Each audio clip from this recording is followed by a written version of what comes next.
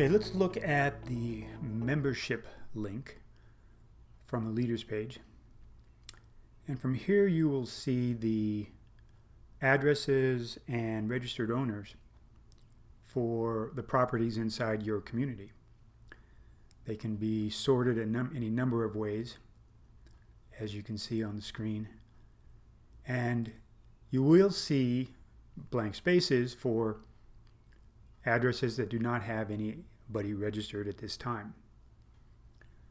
You also see color-coded the recent assessments. If we take a look at Mr. Bennett here, we can see that late last year he filled out his home owner survey and had some items that he needed to work on to reduce his fire risk.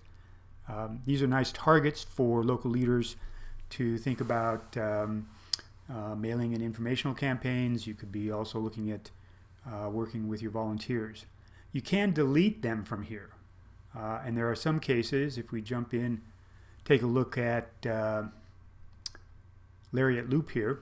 There's a couple of risk assessments that have been performed. And you have a case where somebody may have made a mistake on one, maybe inadvertently checked too many boxes or unchecked boxes.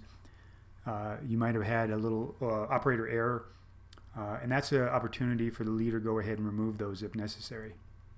Obviously, if there are no assessments been performed, then the NA shows up.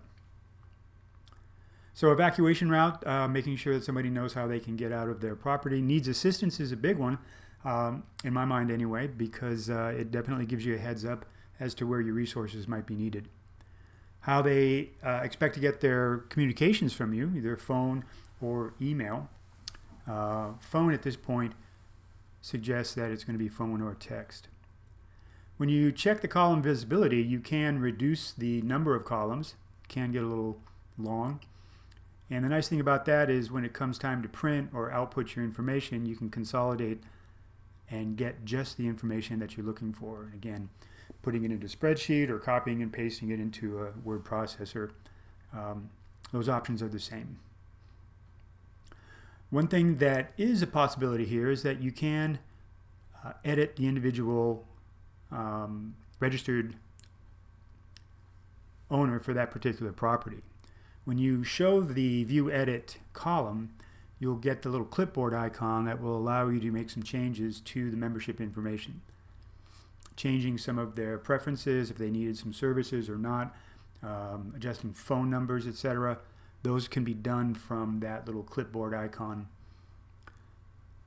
By the same token, you can also delete a member. And this is something, again, there are times when somebody moves or somebody's no longer part of the community in some way. If we take Ava Mitchell here, and we say that she's moved and no longer the point of contact on that, then we can go ahead and delete that member data. It removes Ava from the role, from the roster. We think the community membership section is going to become very useful for local leaders.